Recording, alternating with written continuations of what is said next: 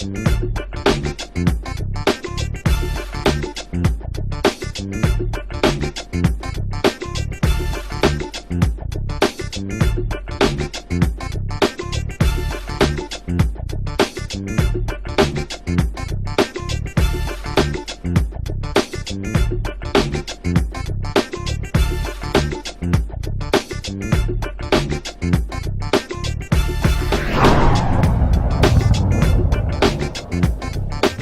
Roland Martin Unfiltered? Be sure to join our Bring the Funk fan club. Every dollar that you give to us supports our daily digital show. There's only one daily digital show out here that keeps it black and keep it real. As Roland Martin Unfiltered. Support the Roland Martin Unfiltered daily digital show by going to RolandMartinUnfiltered.com.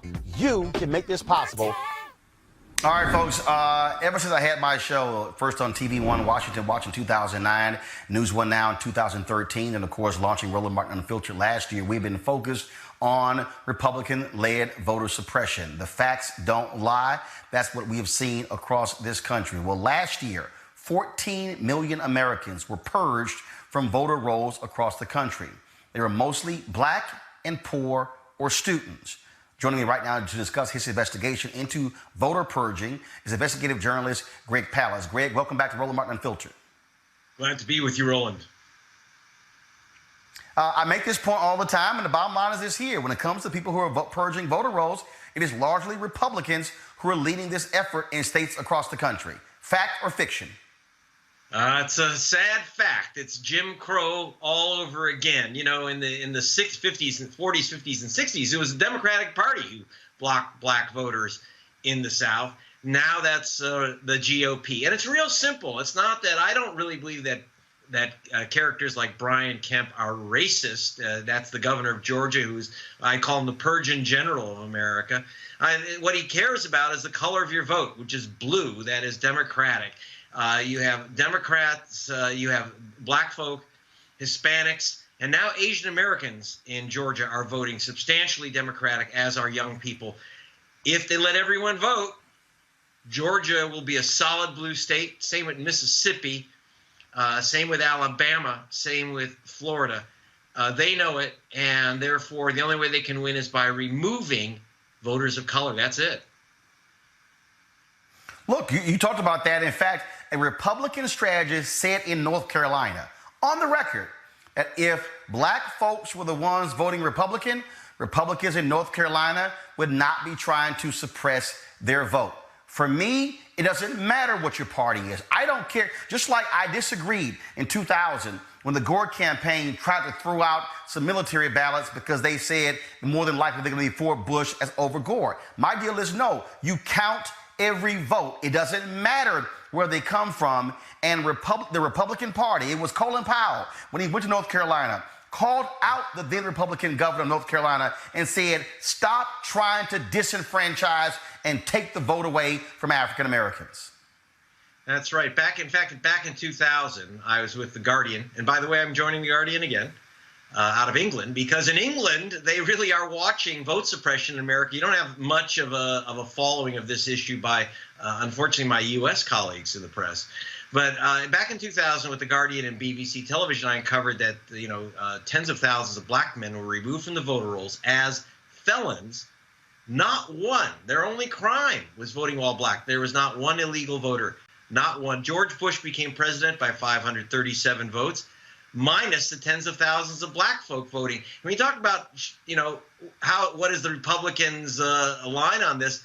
One of the main people I spoke to, a Reverend Thompson, he was removed from the voter rolls, an African-American minister, when he was forced by the lawsuits that came out of my investigation. They said now he can vote. He went in and he registered, by the way, as a Republican. And they said, well, if we knew you were a Republican, we'd have let you register in the first place. They literally said that to him. If we knew you were a Republican, we'd have let you register. You know, he just saw black minister, obviously a Democrat. He may want to think his position, by the way. That is, and look, Malik's on my show. He's a Trump supporter. He's a Republican. And he's like, hey, you always criticize Republicans on this. But this, to me, is very clear. The Republican Party understands that their voters are largely white. They know that black and brown people vote against them because of their policies. And if they actually got their policies right, they probably would be able to compete for black and brown votes, but they don't. And so they are appealing to white voters on these issues. And I'm going to keep calling them out, but what they're trying to do, Greg, is they're trying to literally steal elections. They want to shrink the voting rolls because when there's a smaller voting population, they win. Larger turnout, they lose. Bernie Sanders literally said that a few days ago. That's correct. And the Reverend Jackson and I, Jesse Jackson and I, were talking to Bernie Sanders, one of the few people who's actually saying, hey, we have to make this an issue. Everyone should be allowed to vote. Now, when you have to understand the massive size of this purge, you mentioned 14 million people in the last year.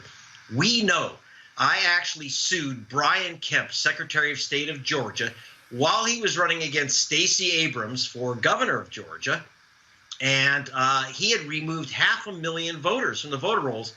I sued him, got the voter rolls, got the names and the addresses of people he purged. He said those people had left the state or moved out of their county.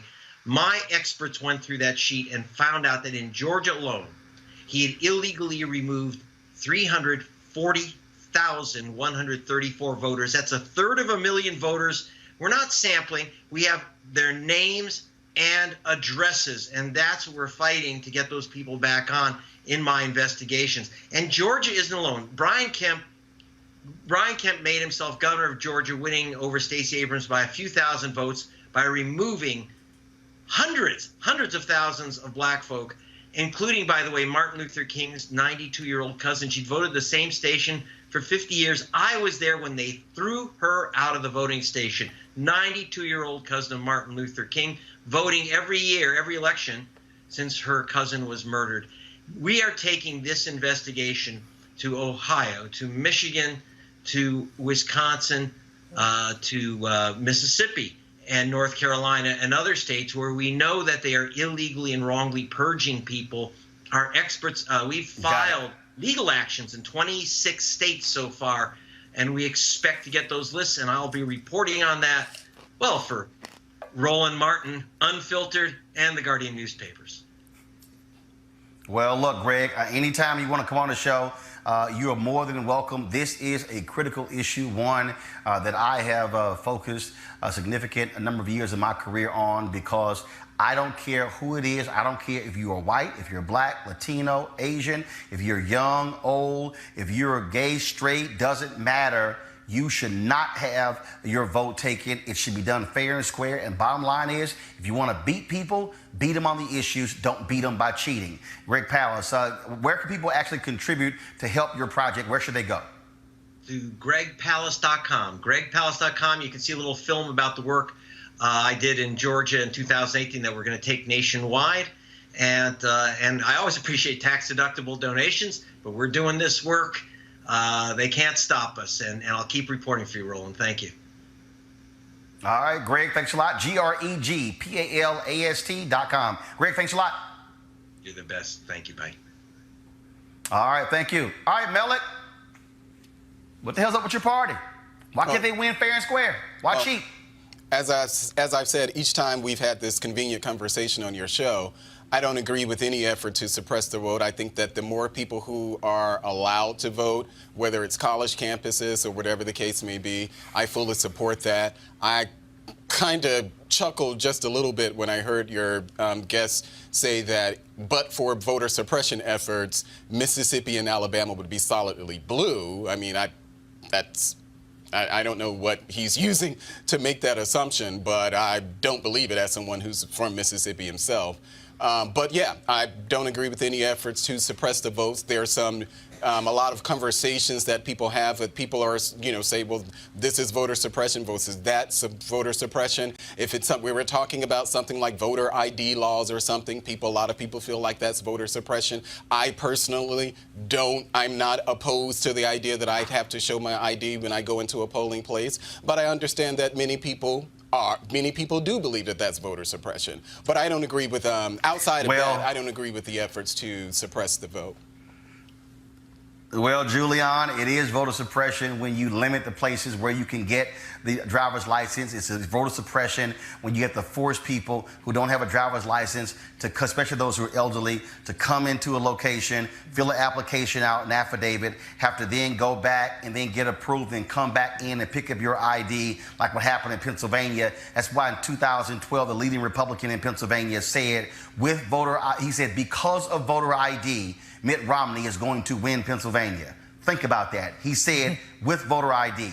In 2016, Julian, the Obama Department of Justice approved the voter ID plan of Wisconsin, but what happened? A federal judge called in then Governor Scott Walker's office saying, why are you dragging your feet in the issuing of voter IDs? Upwards of 200,000 people in Wisconsin were impacted as a result of the voter ID law. Then, of course, you had the whole issue in Ohio when Ken Blackwell was Secretary of State, saying that the weight of the paper did not actually meet the state standard. I believe the state standard was 70-pound paper, and then it was a 60-pound paper. They even tried that one. Then, of course, you also had in Ohio, Julian, in 2012, when the Obama campaign had to sue Ohio because in the counties where Republicans led the state board of elections 3-2, they extended voting hours. And in those counties, where the Republicans led voting efforts, yes, they extended those hours. In areas where Democrats led, they actually restricted voting hours. All of that is voter suppression, Julian. Absolutely. There has been a conscious effort to deny people their right to vote. I love Greg Palast. He does such great work. He's been documenting this for some time. But the fact is that I think the IDs are voter suppression. I think that what they did with polling places in Georgia, let's say in 2018, at Clark Atlanta University, at one of the voting places, they had 10 machines, but only 3 of them were working. They waited until within an hour of the polls closing to bring some working machines. Meanwhile, students were lined up around the block because they wanted to vote. They wanted to vote for Stacey Abrams. Brian Kemp stole that election just like someone shoplifts, in the store. He literally stole that election. And quite frankly, Andrew Gillum was so close that you might look at whether or not his election was stolen as well. What Greg Palast said is true. When you have a large pool, Democrats tend to win. When you restrict the pool, Republicans tend to win. The Democratic base is blacker, browner, younger. The Republican base is old and basically white. Milk is an exception to the rule, of course. There are a couple others. But basically, that's the difference there. And they have had a concentrated effort. North Carolina screams to my mind, where they basically have made it difficult for students to vote. Students live on campus 9 months a year. That's their home. But they made it difficult for students to vote. They've moved polling places around. In 2016, one particular county went from having 8 polling places in 2012 to 2 in 2016. So that's voter suppression. In Mississippi, some people had to go as many as 40 miles to get to a polling place. That's voter suppression. And it is conscious, it's deliberate. Just look at the 3 states that 45 won: Pennsylvania, Wisconsin, Michigan. In each one of those cases, you have a narrative about voter suppression. In Michigan and Detroit, they lost 10,000 ballots. I mean, who loses 10,000 ballots? That could have been the margin of difference. So the message for Democrats is we have to fight harder, fight longer, and ensure that there's fairness. The Lawyers Committee of Civil Rights Under Law often has lawyers monitoring even as voting is going on because some people are not being allowed to vote. Kelly, according to the Leadership Conference on Civil and Human Rights, folks, you can go to their website, www.democracydiverted.org. They say since the Supreme Court rendered its decision that weakened the Voting Rights Act, across the South, they have closed 1,200 polling locations since that took place 6 years ago. That is also voter suppression, Kelly. It's absolutely voter suppression. And what's sad is that the Voting Rights Act was more or less pretty weak. Like, it needed more legislation to truly strengthen it so that we wouldn't have these type of issues anymore. I kind of liken it to a rickety wheel so to speak, the Voting Rights Act, and the Supreme Court basically took out major spokes of that wheel, such that it's almost not sustainable without those spokes anymore. And what happens? You know, like you have a vehicle or what have you, you know, not being able to drive it, and we have to use what's left of this act to continue to move forward. And that not only is it frustrating, it's just wrong. Dr. Malveaux, definitely, I echo her points, but at the same time, this goes back to our conversation regarding elections and packing the courts with judges and all of these things. That it's all connected. It's all connected. So, absolutely. No, you're absolutely right when you say it's all connected, because again, it is all a part of a Republican strategy. According to the Leadership Conference on Civil Rights, 1 in 10 voting locations in Texas were closed. In Arizona, more than 1 in 5 polling locations were closed. Georgia, Louisiana, and Mississippi closed roughly 1 in 20 polling locations. So when you take the purging of the voter rolls, then when you take the closing of polling locations, and you throw in voter ID, what you have is a witch's brew created by Republicans to frustrate voters, to say, I'm just so sick of it, I don't even want to go to the polling location. And that's why, folks, we're going to fight that, we're going to counter that, and so we're going to beat them at their game early. And that's why we got to make sure you have all the information that you need, because Republicans, if you want to win fair and square, but don't cheat. All right, folks, back to that Roland Mark Unfiltered video in just one moment. All right, folks, it's the holiday season. This is when you think about spending time with the family and friends. This is also when you count your blessings and support those less fortunate. This year, be a holiday hero and change someone's life forever.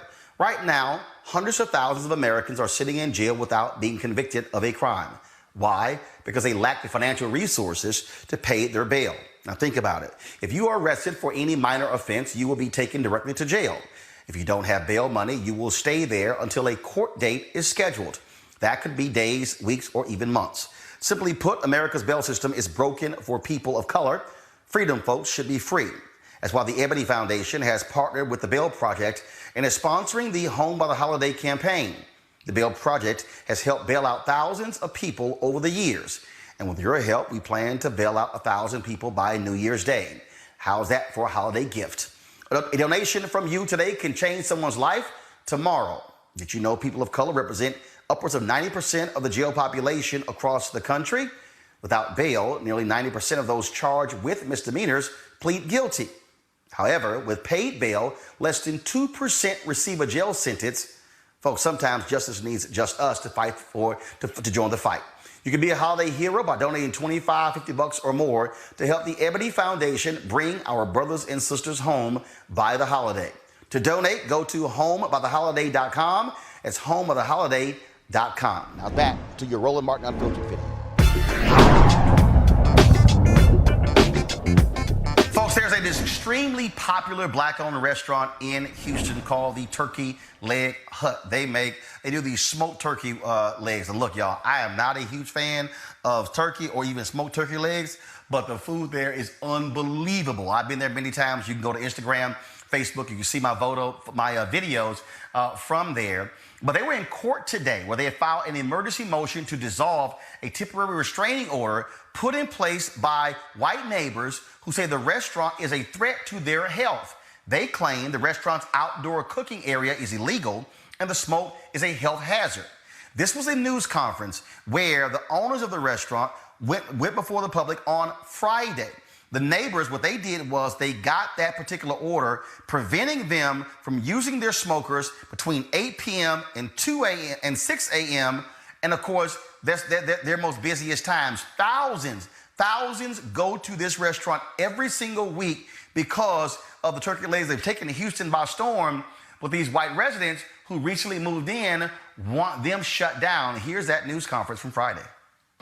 On Wednesday morning, November 20th, 2019, our attorney was blindsided by a telephone call from the plaintiff's counsel stating that he would be in Harris County District Court in roughly an hour to appear before a judge to seek an emergency temporary restraining order, temporary injunction, and permanent injunction against the turkey leg hut and its owners.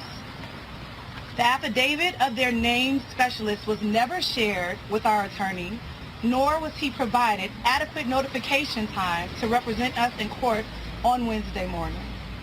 The lawsuit was filed by a handful of people who want to vilify the turkey leg hut as a nuisance to the community. We have successfully operated our business in compliance and cooperation with the City of Houston and its ordinances, despite repeated attacks from this handful of people on parking, noise, and now smoke for the past 2 years. It is difficult not to presume that they simply don't want us here. And Wednesday's lawsuit was a failed attempt to permanently shut down the turkey leg hut. With regard to the allegations in the lawsuit that the smoke from our turkey smokers is a public health risk, the plaintiffs and their counsel have a private party posing as the City of Houston Health Department. The allegations are purely speculative and with no proof whatsoever. Contrary to what the plaintiffs are saying, the turkey leg hut currently has all of the permitting that we need to operate. We want to be very clear. We care deeply about the people in this community, as well as our employees, customers, and the City of Houston. We have heard and listened to the handful of complaints about the smoke from neighboring residents and have been actively pursuing a resolution in response to those complaints. On September 25, 2019, we received approval from a permit for the construction of a ventilated, fully enclosed smoke pit area to resolve the problem. Before construction can begin, approval of a replat is required by the city, as the pit is currently located on a subdivision line, and the city will not allow structures to be built over the subdivision line. A public meeting was held by the City of Houston Planning Committee on October 31st, 2019. At this meeting, the Planning Committee required us to present our plans to the Museum Park Super Neighborhood, which we did. At the Museum Park Super Neighborhood meeting held just last week on Wednesday, November 13, 2019, a handful of neighborhood residents showed up to oppose us building the enclosure that will solve the very problem that they filed the lawsuit on this past week. Despite the opposition, we answered all questions regarding the replat, as well as questions regarding the pit area. All right, folks. Now here's the deal. Okay, so they they went to court today trying to get it lifted. I'm still waiting. I'm texting the owners right now to find out, of course, what actually happened. But check this out. Y'all about to really trip out. I got my hands on an email. And first of all, part of the ruling today when we went to court, they included in their motions some of what's in this email. But yeah, I got my hands on the email. And y'all ought to see the crap that these folks actually said in the email. The email was written by this guy, Matthew Trail.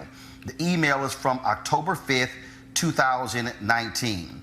This is what he writes. Chris Feldman is their lawyer. Chris thinks we have a good case going forward on the nuisance issues such as smoke and noise in the city's non-enforcement. He is going to research if there are permit deed restriction ways that we can prevent the parking lot, but he says that does not fold as neatly into the nuisance complaint as the other issues. Still, it will be part of the overall nuisance complaint, and if we are successful, we might be able to stop it altogether. Then he says the best idea from yesterday is Chris is going to create the special mini neighborhood organization to bring the suit. This is good news for us because it means none of us have to bring the suit in our own names. We will essentially all just be members of this organization that, quote, decided to sue. They have that in quotation marks. It should shield us somewhat from individual discovery requests and makes litigation a lot simpler for Chris's firm. We need a name for the organization, so feel free to suggest. Greater Rosedale Protection Association, Alameda Quality of Life, the Justice Society of Tomorrow, I don't know yet.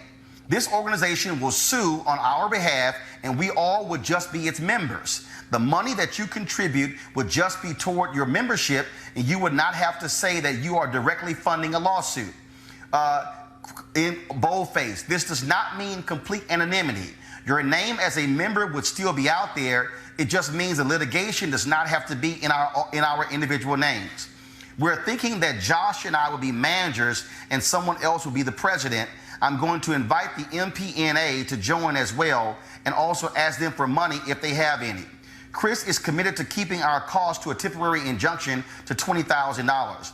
We will know by that point what sort of defense they will have and what sort of success we are having. It is still very important that you all join the organization and contribute to the lawsuit. We still need to raise the money. The organization is still just us working together. But I got y'all email. We need to collect money from everyone. No one is demanding a specific amount, but please contribute what you can. Let Josh or me know when we can come by and pick up checks. Everything will be held in a trust account by Chris's firm. Please make the checks out to Feldman and Feldman PC. All right, y'all, now check this out. The next big thing is record keeping. Chris asked that from now on we take video of anything that looks like nuisance. If you're out and you see a loud car or motorcycle, take video.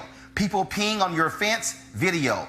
Drunk folks staggering back, video. Smoke billowing through the neighborhood, video. Loud music, video. I know most of us might have thought about avoiding our homes next Sunday for the street party. They had a festival, y'all. But he said to take video of that especially. All nuisance in whatever form, we need to video from now on. This is the key. The ultimate goal of this litigation is obviously for the turkey-leg hut to be somewhere else and not on our corner. But that cannot be the stated goal. Let me read that again, y'all. Wow. The ultimate goal of this litigation is obviously for the TOH, Turkey-Leg Hut, to be somewhere else and not on our corner. But that cannot be the stated goal. So we also need to think of injunction relief that we can ask for, such as cook off-site or build a sort of filter that no one would ever know you're cooking, no music past 9 p.m., no use of bass or subwoofers at all, signs up telling their patrons to keep the noise down, no parking lot. If no parking lot is not possible, then I was thinking that they have to provide an officer there to keep the peace. Hopefully we can just stop the lot, some sort of monitoring system for both noise and smoke that will result in them being fined if they go over it. If you have other suggestions, please give them to us. Now, let me explain to y'all. This thing is so popular that the owners bought several nearby lots because of all the people who are coming there. This, y'all, is a historic black neighborhood. 3rd Ward is where JFK's high school, my high school is. That's where Texas Southern University is. Alameda Road, where Houston, like literally across the street from Turkey-Leg Hut, is KCOH Radio, the most historic black radio station in Houston. That's where Skipper Lee Frazier, all the artists used to come in, all the Motown people. Alameda Road used to be the corridor of black businesses in 3rd Ward. It's just across the freeway. But what has happened is these former colonizers, now gentrifiers, have moved into these areas, and now they want to move out these black businesses. We've seen this all around the country. In Oakland, where you had a white guy moving to a traditionally black neighborhood, call the cops on a black church where they were actually having choir rehearsal on a Wednesday, and said that the noise coming from inside of the church was too loud. You've had, of course, where the black drummers in Harlem, they've been beating their drums every Sunday for decades. White folks moved in, called the cops. We want them to stop making noise beating those drums. Luther Campbell talked about the exact same thing happened there in Miami. Black neighborhood, whites moved in, wanted the traditional black things to stop, saying y'all are making too much noise. What you're seeing here are white residents in Houston specifically targeting one of the most popular restaurants in the city in an historic neighborhood, and they want them to leave. You heard them say, we don't want them on our corner. Kelly, this is what is happening in black neighborhoods nationwide that are changing. We saw it with the go-go music in Washington, D.C., where they said, oh my God, turn that stuff down, and it was due to protest where the brother who owned that store brought the music back. But that's what we're seeing, where white folks are moving into black areas and changing the culture. Last one for you, Kelly, Shiloh Baptist Church, right there in Washington, D.C. White folks have moved in and said, y'all have too much parking on Sundays. is where people go to church. They literally are trying to force Shiloh Baptist Church out of the neighborhood they've been in for more than a half a century. Kelly. I was going to actually make the point about don't mute DC because this is definitely akin to that. But the fact that this is an email that went out to God knows who and how many people, how is this not a modern-day Willie Lynch letter? Because this was almost a step-by-step process as to how to move black people out of spaces that they've been in for decades, if not, more than that. For you to not be there and then all of a sudden just come into somebody else's space, and because you don't like how they conduct business in their space that you just got into, all of a sudden it's a problem. But the more obvious thing is, isn't Texas like a huge barbecue state? Like, don't they have smoke everywhere because of restaurants? Like, first of all, you don't even have zoning restrictions, and so you can actually in Houston have a business right next to a home. You don't have that. And that's one of the issues you have. They're trying to get it shut down. Like, I just don't understand how you are in Texas, of all states, which, for Texans, they would probably consider themselves the, king and, presidents of barbecue, what have you. I'm not going into that debate, but it's a big deal there. That is a part of a culture. Don't hate. We are. No. I literally don't know. Like, that's right. I don't know. But what I'm saying is, barbecue is a part of the culture of Texas. Of Texas in general, and you have the audacity, the testicular fortitude to go into Texas and say, don't smoke no meat. Like, that to me is just absurd. And the fact that they are going so far as to literally have a step-by-step process as to how to dismantle a culture in Houston that is insidious, that is harassment. I don't see how this is not malice and malicious. If anything, I would countersue and sue, I don't know what the elements are in Texas, but intentional infliction of emotional distress is certainly something that I thought of. Gotcha. Negligence, harassment, slander, libel. I mean, just pile the book on it because this is ridiculous. This is absolutely absurd. Julian, the couple who owns it, they actually live in the neighborhood. They're from the neighborhood. But again, we're seeing this all around the country. This is happening all around the country. Yes, it is. And, it not only is it gentrification, Roland, it's also economic suppression, because these people have put their heart and soul into this business. You could tell as the sister was reading her letter, put her heart and soul into this business, and they want to take it because it inconveniences them. That was just like the white boy who said Howard University should move. When Howard said, that they didn't want random dogs running around their campus, he actually, Howard should move. I don't want to get mad all over again, because that was no. But Roland, you got the smoking gun. I don't know how you got the email, but congratulations for getting it. Because guess what? That man who signed that email, he says we want to hide and we don't want anybody to be liable. Dude, you are liable, and the law firm is liable as well. They want to hide because they don't want to be sued. This couple needs to sue them for their homes, their automobiles, and everything else they have. This is just insidious, and it's happening, as you say, all over the country, where black folks have built up a base, and not only a base, a historic base, and folks want to come and get it. Now they'll say stuff like, oh, it's the market. No, it's not the market. It's your caucasity. That's all it is. There it is. Melik, first of all, first of all, here's what happened.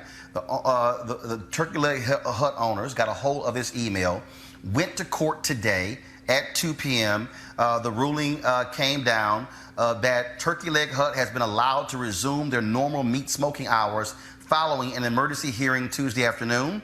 Owners Nakia Price and Lindell Price asked for the emergency motion to dissolve the temporary restraining order against the restaurant or the bond be raised. A judge has allowed them to resume their normal smoking hours until their next hearing on December 9th. They were restricted.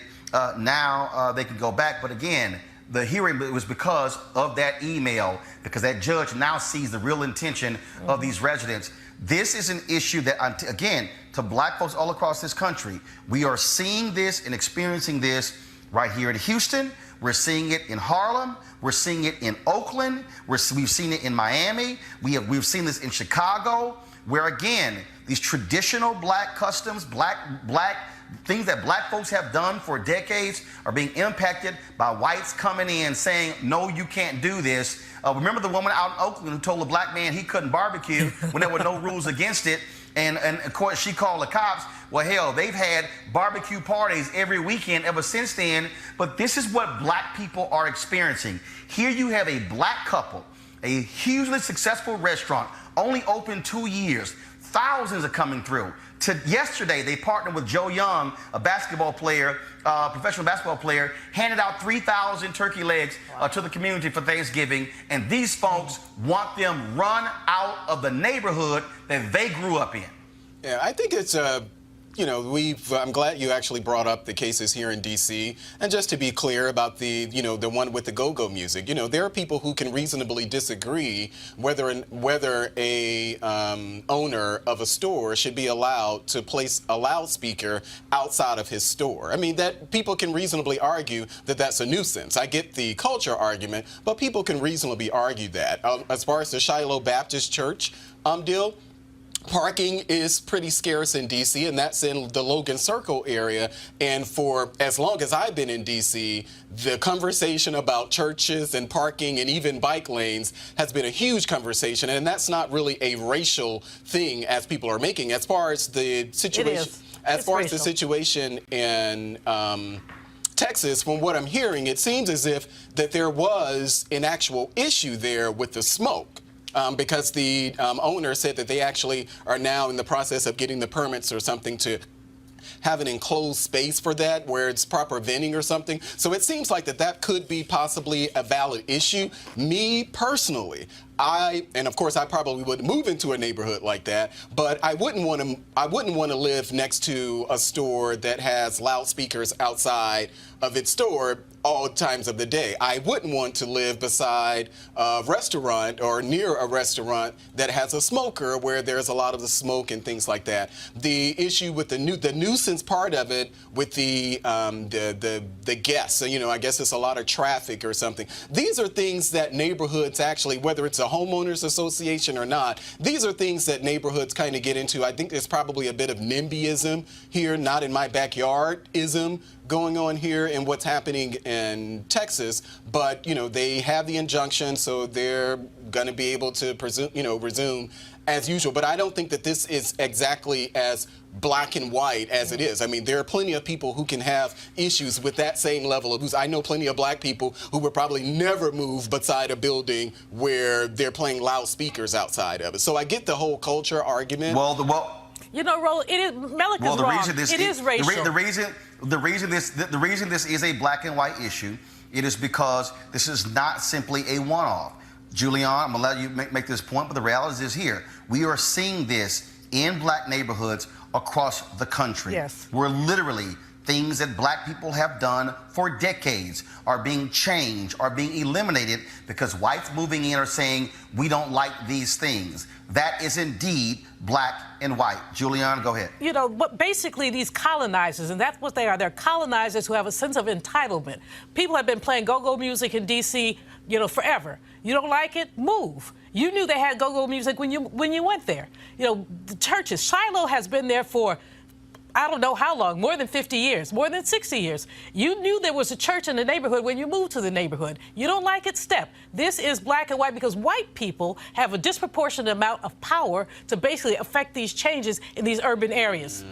Yeah, the Shiloh issue, because I've lived in D.C. all of this time, and there are black people who have had these conversations, not just about Shiloh, but churches in general, and the amount of parking that people, and in D.C., just as it is with a lot of our schools, our schools here, there are a lot of residents who are not actually residents of D.C. They're coming from Maryland and Virginia into the city to park at these churches. So the parking thing has been an issue in D.C., whether you're black, white, Hispanic, or whatever.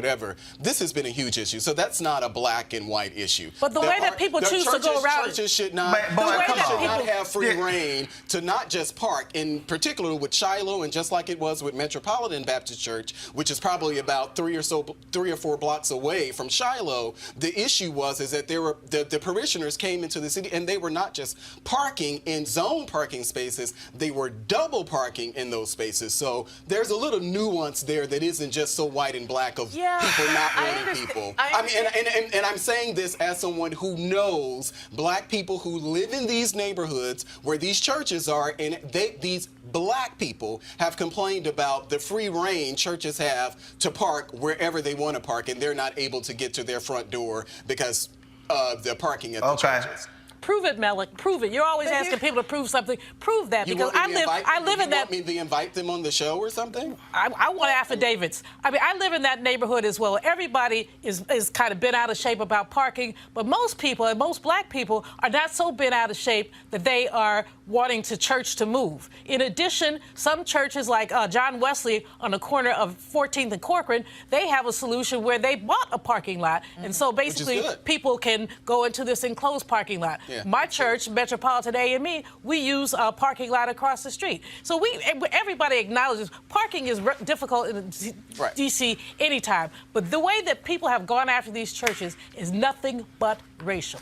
Well, but what I'm saying, if I can make a point regarding the parking issue, absolutely. Across the board, in D.C., parking is an issue. But what you don't see, which is why I believe this is a race issue, yes, they're dealing with Shiloh in this regard, but there are churches up and down 16th Street Northwest that haven't been touched by any type of injunction or complaint or anything like that regarding parking.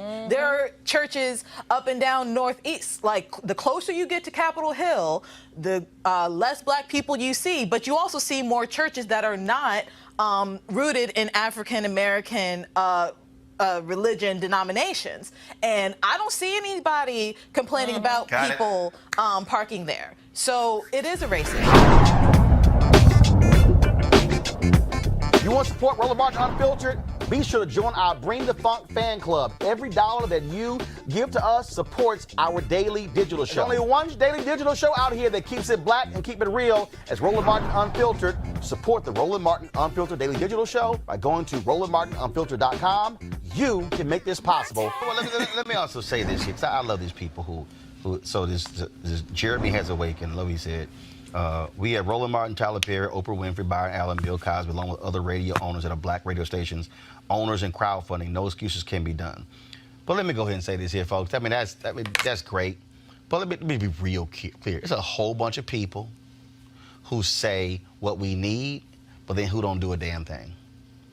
I've gone to numerous other black media companies who aren't even doing anything remotely like what we're doing here, and they have been wanting to partner. I've gone to black folks with money and still trying to wrestle a dollar out of them. But also, when I have people who say, oh, we need to be doing this and this, the question is, are we actually willing to write a check? Are we going to support it? See, it's real simple. It's real simple to say we need this, but then what do we do? Wendy Thomas, the MLK 50, her business school person at Harvard said, oh, this idea will never work. Now they're going on their third anniversary, and they have been succeeding. I recently gave to their crowdfunding effort.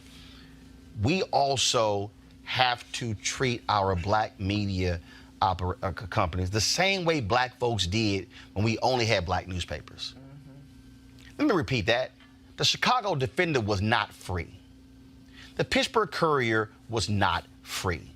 The Atlanta Daily World was not free. You had to pay for a subscription to those black papers.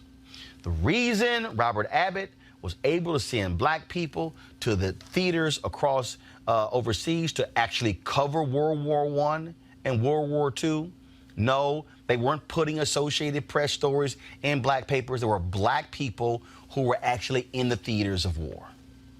It's because black people were buying the newspapers. I can't tell y'all how many times black people say, oh, man, if you could cover this and cover that, but are you subscribing? But we'll subscribe to the Washington Post and the New York Times and other papers and then go, well, where's our stuff? Y'all, this ain't hard. When I say we were in Atlanta on Wednesday, cover the debate, I would have loved for us to do a pre-debate show with a panel and a post-debate show. But guess what? MSNBC, that was their debate, they were charging $6,500 for the riser, for the telephones, for the Ethernet lines. Oh, yeah, we just couldn't just walk in and set up. Had to be paid. So why am I saying this? We pay for a whole bunch of stuff.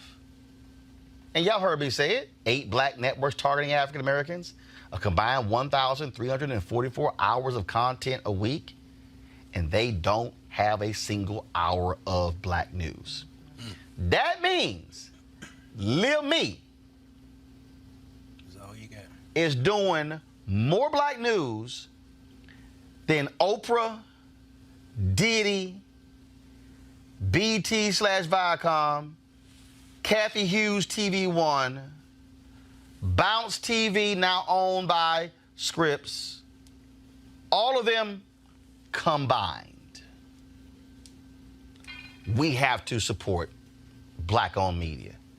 And if we don't, and then this show's not here, and we're not broadcast, we're not streaming the Kamala Harris session she did with black women in Atlanta, or we're not broadcasting the Leadership Conference on Civil Rights, their day-long seminar, or we're not broadcasting the live streaming when they had the rally for Congresswoman Ilhan Omar on Capitol Hill, when we're not broadcasting the AME protest that took place outside of the White House, who else will?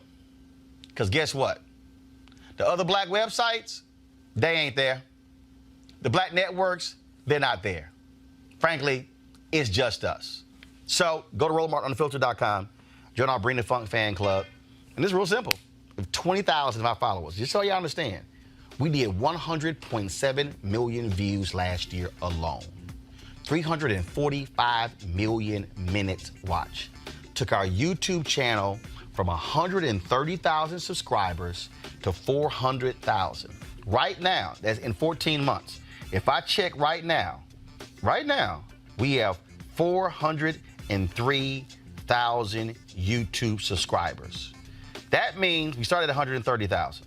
So just so y'all know, if we just took the growth of our YouTube subscribers, okay? If we just took that growth, all right, and said, how do we grow this thing in a year? That means we added, real simple, 273,000 YouTube subscribers in 14 months. If each one of our YouTube subscribers actually gave simply $10, this funds this show for the next 3 years. That's black economics. That means we can send people on the campaign trail, we can hold town halls, we can broadcast all around the country. That funds us for the next 3 years, and that's assuming no future growth. Question is, are we willing to do it? Go to RolandMartinUnfiltered.com, Cash App, PayPal, Square, you name it.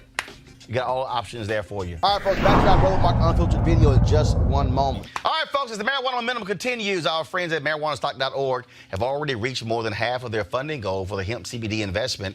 That's right. If you want to take advantage of the great opportunity, you better do it real quick because it won't last much longer.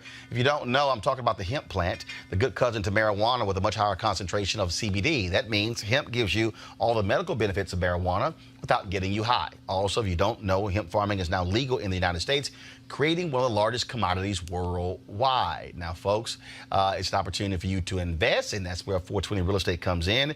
The business model is simple. They buy land that supports hemp CBD grow operations and lease it to licensed high-paying tenants. That's right, they're hemp CBD landlords, and you can get in on the action. As hemp continues to change the economic landscape, 420 Real Estate is allowing you to chase the American dream. Now, the best part is you can invest in this crowdfunding campaign for as little as $200. That's right, $200 up to 10 grand. To invest, go to marijuanastock.org. That's marijuanastock.org. Get in the game, folks, and get in the game now. Back to your Roland Martin Unfiltered. The mother of a Navy veteran is seeking answers after her son's body was discovered in his Texas apartment, where officials said he had been dead for 3 years. The remains of Ronald Wayne White were recovered on November 12th from the DeSoto Town Center Apartments, which is, of course, a suburb of Dallas. White's mother, Doris Stevens, said the last time she spoke to her son was 3 years ago in November, this month, November 2016. He was a defense contractor who was frequently out of the country, and his bills were paid through automatic withdrawals from his account. Maintenance personnel found his body when they responded to a service issue. His mother did say that he suffered from diabetes, and they also found diabetic medication all throughout the apartment. But man, talk about that is the strangest thing in the world, that somebody could actually be missing not be heard of from for 3 years. That is, and what I'm trying to understand. Avis, is how does the company not contact this family? Like, he wasn't showing up for work. Absolutely. I mean, it is a sad indictment on our society in terms of how we apparently don't have substantial relationships and connections with people. That someone can be laying dead in their house for 3 years. And you're right, the company doesn't notice that they're not showing up for work, or if they are noticing, they don't think to contact anyone just to make sure he's okay. I understand he spent a lot of time out of his country, but does he not communicate with his family when he's out of the country? I go out of the country too, but the entire time that I'm gone, I'm reaching out to my sons. I'm reaching out to people that I care about. So it just, to me, demonstrates how disjointed our society has gotten in some extreme circumstances. And I hope that with all that we each do in terms of our professional lives, that we also know that we shouldn't neglect our personal lives and our relationships, because at the end of the day, when we need somebody, when somebody needs to, it's the relationships that are going to matter when we're in situations like this. Got it. So someone will check on us if at all we ever go missing. You want to support Roland Martin Unfiltered?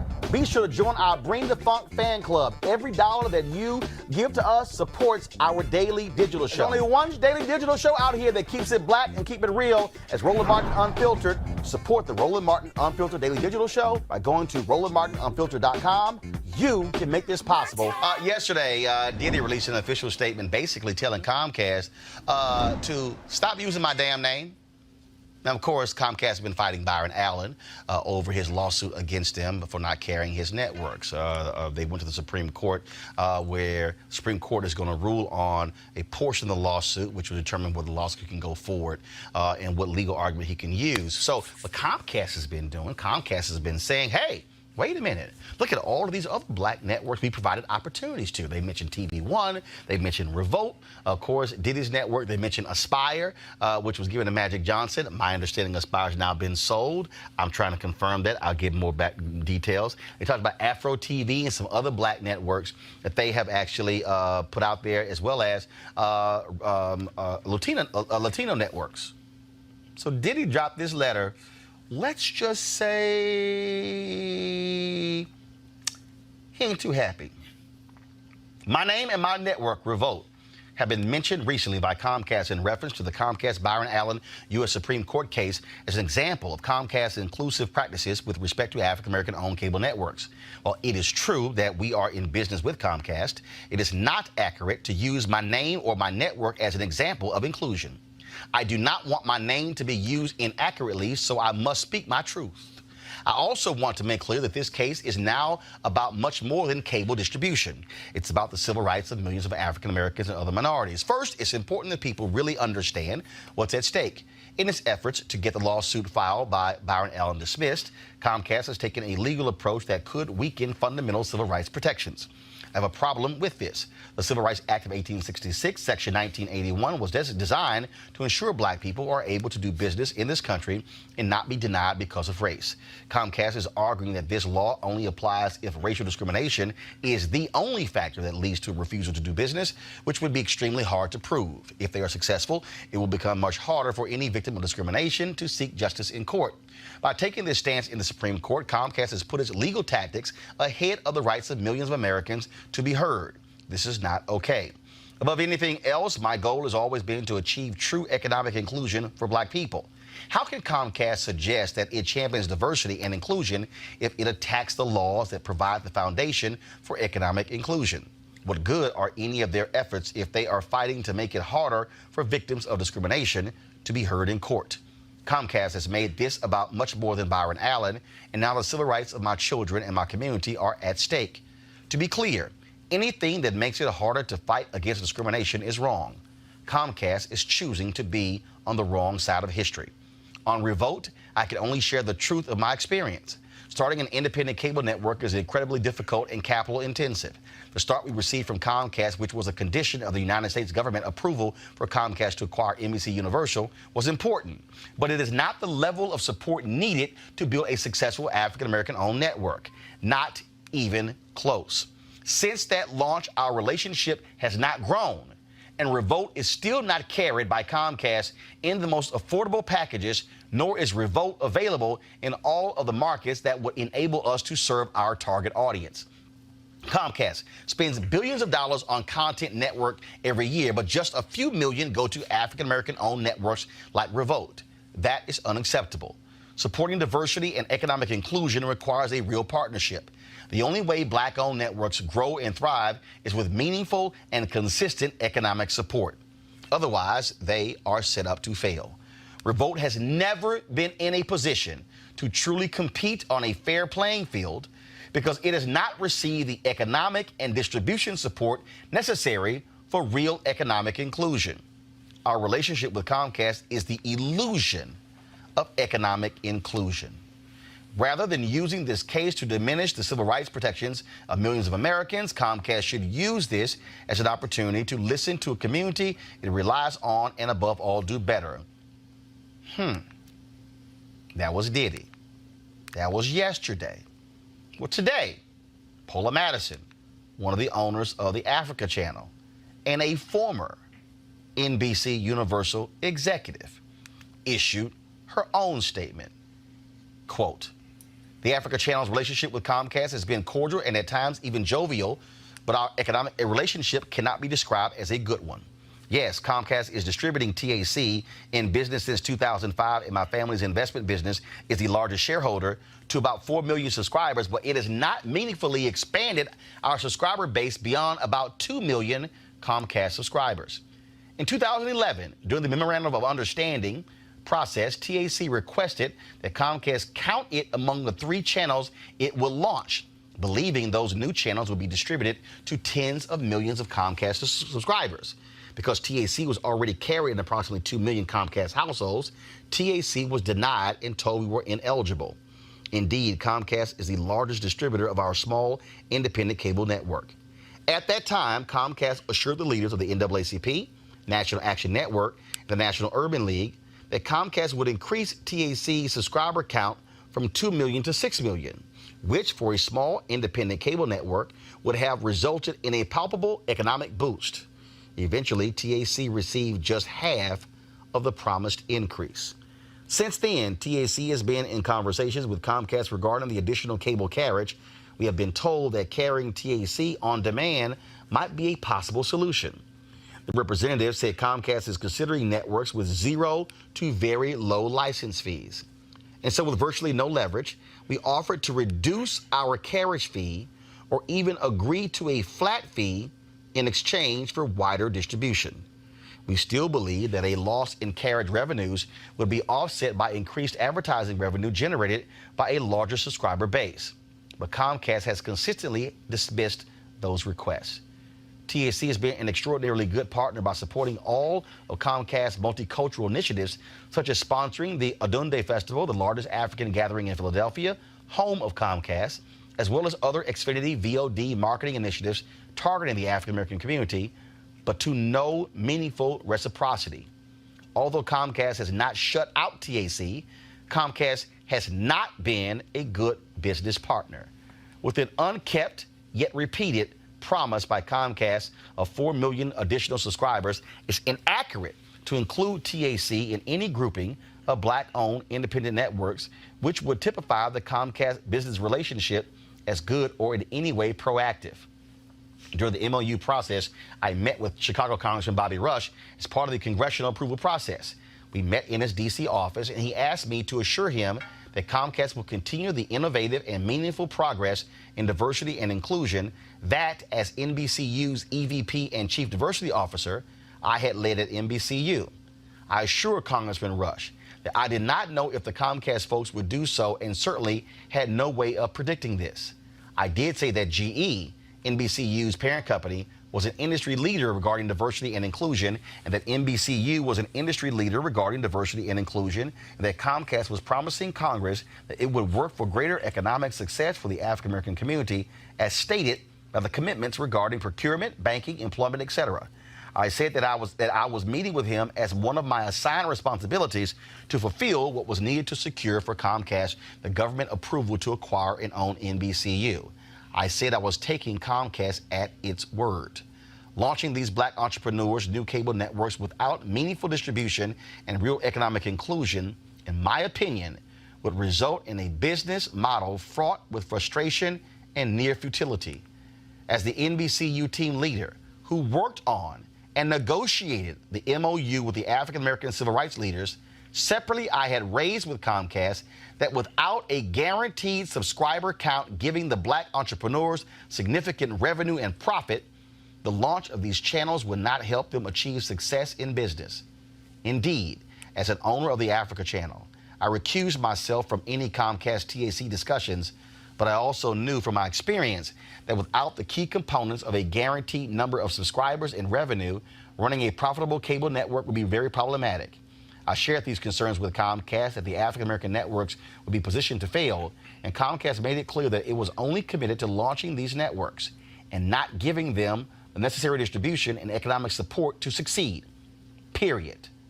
None of the black-owned networks sought cable carriage solely with Comcast.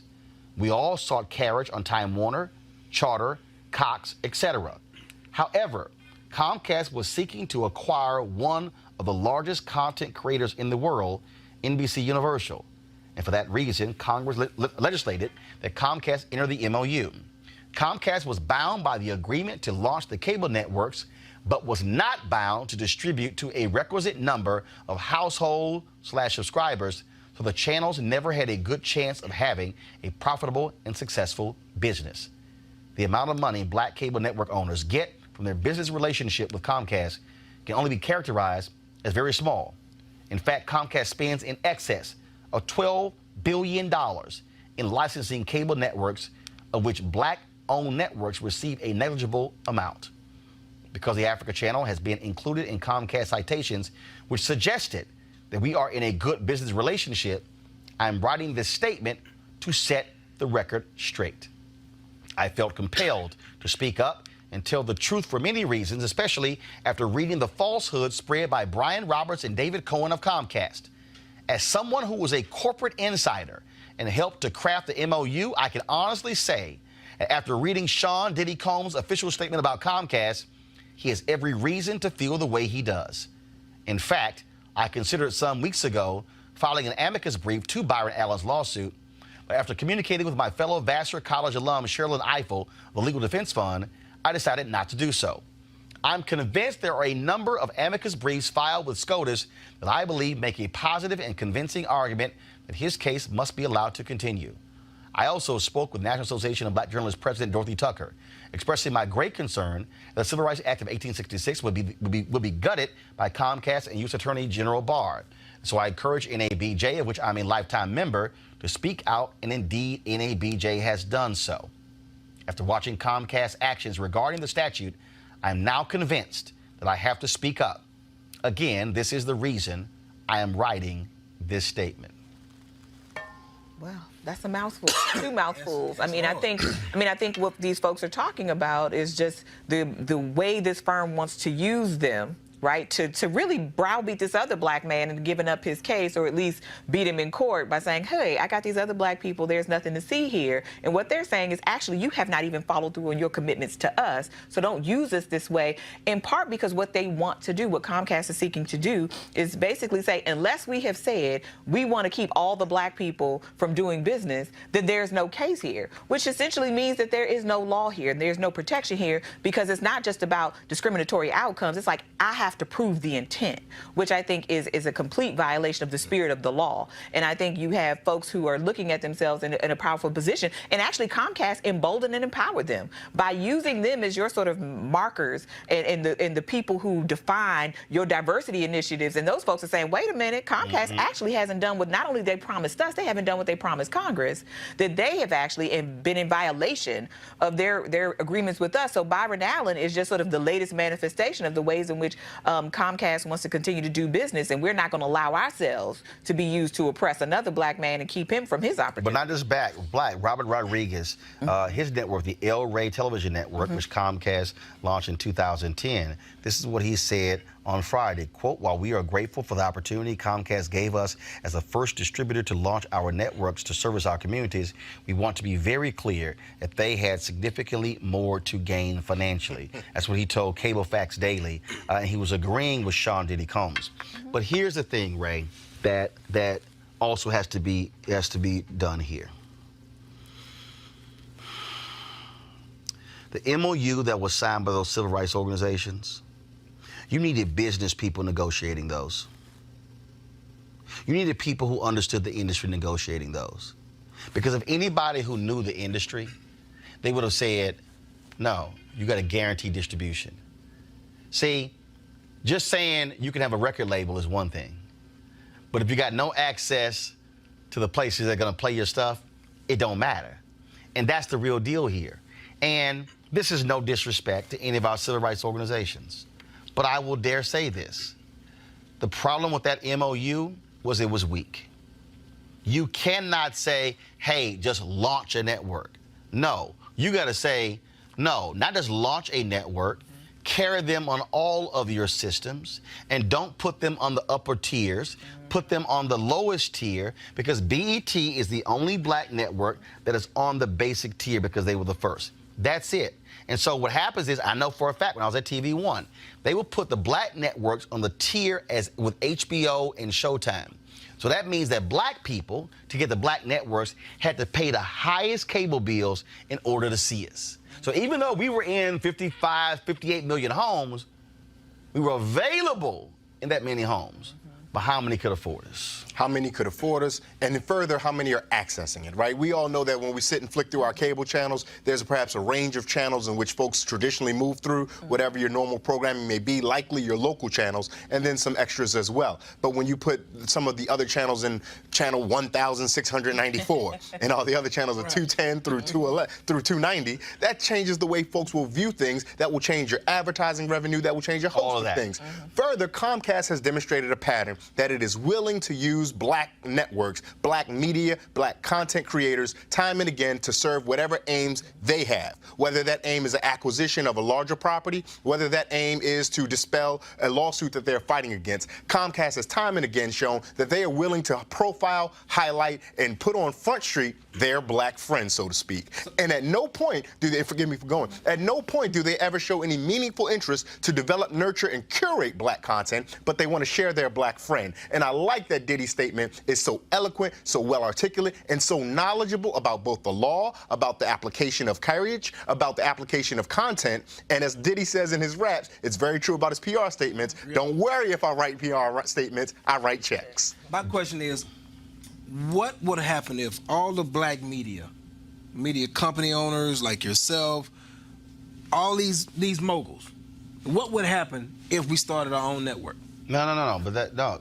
The same problem that we're having right now? The same problem we're having right now. The issue is not starting your own network. That's not the issue. It's distribution. They started the networks. Okay. It's distribution. Yes. See, you can start a network. So we still have to go through somebody like Comcast. That's the distribution. So they're the only ones. So unless unless you're talking about the Time Warner type deal, the DirecTV, AT&T. Here's what you have. You have Comcast, which is the largest cable provider in the country. Okay. By 21 million homes. You have Charter. Okay. They absorbed what used to be Time Warner Cable. Then you have DirecTV. Then you have Dish. Those are your satellite providers. Right. Then you have a whole bunch of other smaller cable operators. That's what you have right now. So you have to go to each one of them to get a carriage deal. So you can sign a deal with a Comcast that it's called not an MOS, but multiple operator system. So you can sign a deal with Comcast. But what we had to do is we had to go to each individual market. So what happens is in cities, a cable network has the cable franchise. Okay. That's granted by the city government. And so in that city, the city council votes on, you get the city's cable franchise, just one. Now, it was a lot of drama when Verizon Fios came in, and then when AT&T Uverse came in because they were not cable, they were fiber optic. The cable systems were fighting them, saying, no, y'all got to go through the same approval process as us. That's why in some places you had access to Verizon Fios, AT&T Uverse, as well as the local cable deal. And so then what happened, and that typical deal, it may run anywhere from 7 to 10 years. Okay? So they essentially are the exclusive provider for that market. That's it. And so some markets are charter markets. Some markets are Comcast markets. Then some of the cable companies. And so we had to go to individuals. So when the Washington Post owned a cable system, it was in Mississippi. It was a city was 70% black. The Donald Graham was next door neighbors with the CEO of TV One. So they kept telling us on a corporate level, hey, we got no problem with TV One. We go down to Mississippi, and the local general manager like, ain't nobody asking for TV One. Now, we knew they were lying. It's 70% black.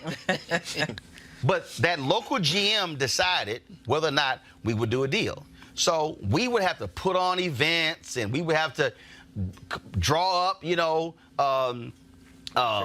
interest among the public. But then here's the problem. If you got caught encouraging folks to write in, they could ban you from other networks across the country. Doc, I'm trying to tell you. Wow. TV, you gotta understand, I know this because I had to live it. Right. TV One, Jonathan Rogers, the founding CEO of TV One, he's the first CEO of TV One, sent me across America to do events in black communities to get black folks to request TV One. I went to Rochester, New York. I went to Buffalo, New York. I went to Fort Worth, Texas. I went to San Antonio. I went to Charleston, South Carolina. I went to Savannah, Georgia. Went to all around the country, putting on these events. This is who we are to get black folks interested. And we have to do all of that. Now, Comcast could have said, we're going to put you on all of our systems. Kill all that in one move. So that's also. So you have Revolt, to my understanding, not even being carried in Philadelphia. Okay. And Revolt's like, hello, all the black folks in Philly? Yep.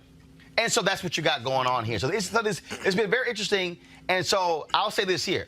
For Diddy and for Paula Madsen with the Africa Channel to drop these letters and lay this out, if I'm Comcast, I'm like, damn, we are not winning this war. And if you look on Twitter, Comcast has been loading up on tweets showing all their multicultural efforts. These letters and what Robert Rodriguez had to say, trust me, is not going to see. Now, granted, the people who did Afro TV also wrote a letter praising their working relationship with Comcast. But these other folks who Comcast has been touting, been like, nah, that ain't the case. And that's what happens, though. You put these people's name out there, and now people are like, oh, now we got to respond and tell the truth of what the relationship is. They have not done what they promised. Exactly. They haven't done what they promised, and what they want to do is use us to harm this other black man, and we're not going to be used in that way, because the real sort of power in this moment is not in sort of siding with Comcast and staying quiet, right? It's siding with this person, because everybody has a lot to gain here, right? It's not just by absolutely they've been affected by it. And I think, and people also don't. I mean, the reality is that look, this is a fight between Byron Allen and Comcast. But what it also is exposing are some of the underbelly of what happens in the industry. Absolutely. And that's what people don't understand, because your carriage and your subscription fees is what drives your revenue. And so what happens is when you sign a cable, people don't realize, when you sign a cable deal, some of these cable deals are 5 years.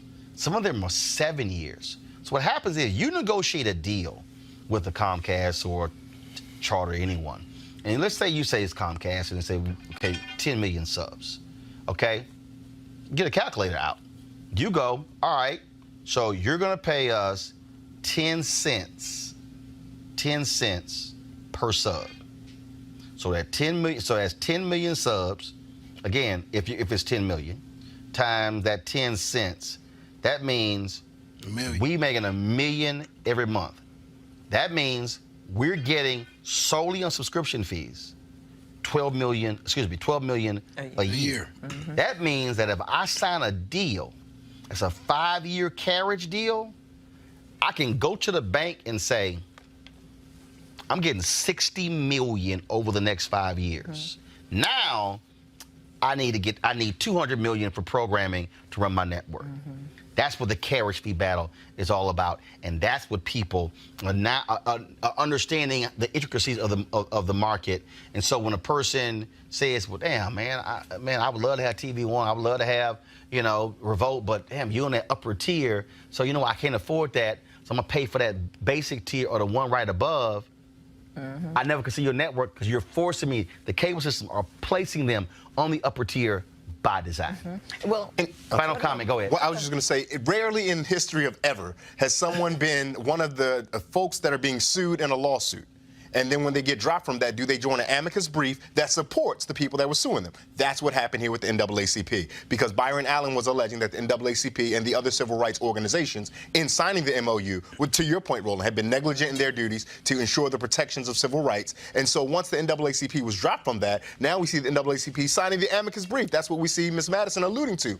And lastly, one of the things that Comcast definitely doesn't want to have happen is if this case goes forward, there will be depositions, right? And so no one in the history of ever wants to sit for a deposition. Because if you get subpoenaed, so yeah, and like so Diddy, if they can dismiss this, if they can dismiss this, that's fine. But all that stuff that Diddy's talking about, all that stuff that Ms. Madison, Mr. Rodriguez are saying in their statements, those things become unsworn under oath, and all of Comcast's But they could have fixed it. business. They could have fixed it back in the Ninth Circuit. When they lost, they could have said, all right, we're going to go ahead, we lost, we're going to pay you and be done with it. They decided to challenge it. Well, how long have you been observing capitalism in America? Right. When do people lose?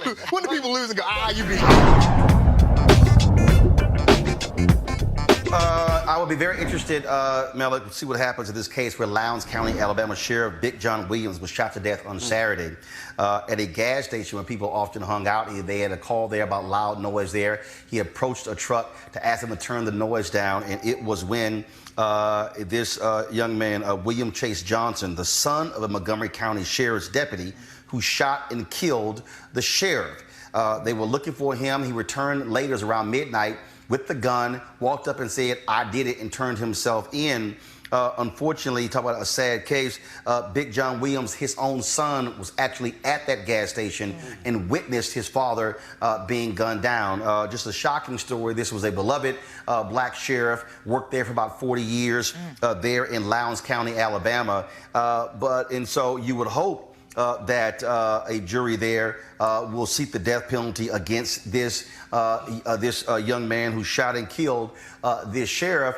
But it also shows you again the uneven justice where in this one case, a cop who kills a black man who is found guilty of manslaughter, not murder. The question now then becomes, will you have this white kid who kills a black sheriff?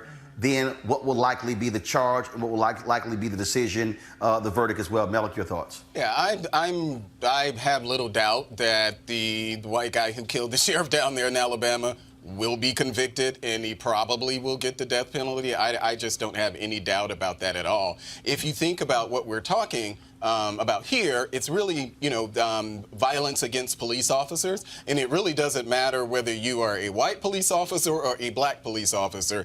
If you harm one, chances are, if you actually make it to jail without being shot or killed first, the jury's pretty much is going to convict you. The other case that you were referencing about the cop, this is just another, it's another example of what we've seen in other areas around the country where juries themselves find it very difficult to convict police officers, whether it's a white police officer or a black police officer. But as far as Alabama is concerned, I imagine, despite the fact that he is the sheriff's son, not the sheriff's son. Deputy sheriff's son. The deputy sheriff's son. Deputy sheriff's son. The deputy sheriff's son. I just have little doubt that a jury is not going to convict him. Like he's going down for. I don't know about that. Got it, Julian. I don't know that he's going down. White folks pull all kind of rabbits out of the hat in order to make excuses.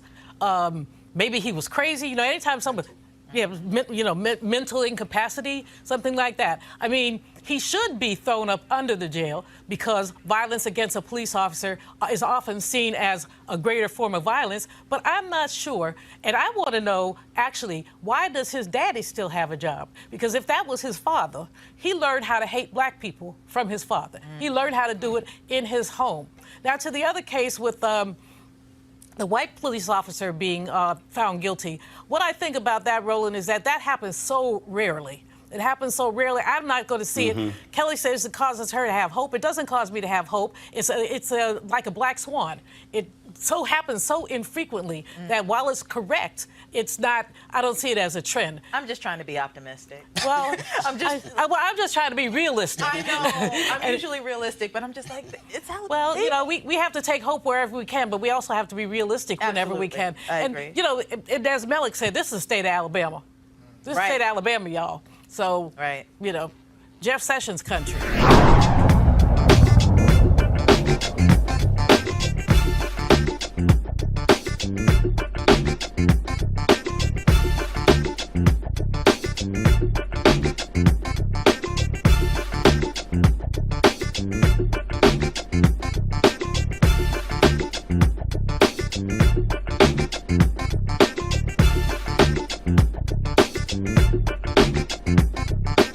You want to check out Roland Martin Unfiltered? YouTube.com/Roland S. Martin. And subscribe to our YouTube channel. There's only one daily digital show out here that keeps it black and keep it real. It's Roland Martin Unfiltered. See that name right there? Roland Martin Unfiltered. Like, share, and subscribe to our YouTube channel. That's YouTube.com/Roland S. Martin. And don't forget to turn on your notifications so when we go live, you'll know it. Hey everybody, this is your man Fred Hammond, and you're watching Roland Martin, my man, Unfiltered. Hi, this is Essence Atkins, and you're watching Roland Martin Unfiltered. Hey, yo, Peace World, what's going on? It's the Love King of R&B, Raheem Devon, and you're watching Roland Martin Unfiltered. Hi, my name is Brescia Webb, and you're watching Roland Martin Unfiltered. Ow. Well, I like a nice filter usually, but we can be unfiltered. What's going on? This is Tobias Trevelyan, and if you're ready, you are listening to and you are watching Roland Martin Unfiltered. What's up? I'm Lance Gross, and you're watching Roland Martin Unfiltered. Hi, this is Cheryl Lee Ralph, and you are watching Roland Martin Unfiltered. I mean, could it be any other way? Really? It's Roland Martin.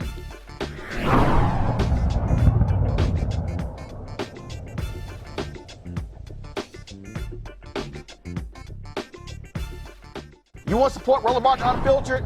Be sure to join our Bring the Funk fan club. Every dollar that you give to us supports our daily digital show. There's only one daily digital show out here that keeps it black and keep it real. It's Roland Martin Unfiltered. Support the Roland Martin Unfiltered daily digital show by going to RolandMartinUnfiltered.com. Our goal is to get 20,000 of our fans contributing $50 each for the whole year. You can make this possible. RolandMartinUnfiltered.com. Hey fam, want to check out Roland Martin Unfiltered, the blackest show on all of digital, cable, and broadcast. Check out our audio podcast. There's only one daily digital show out here that keeps it black and keep it real. It's Roland Martin Unfiltered. Press play.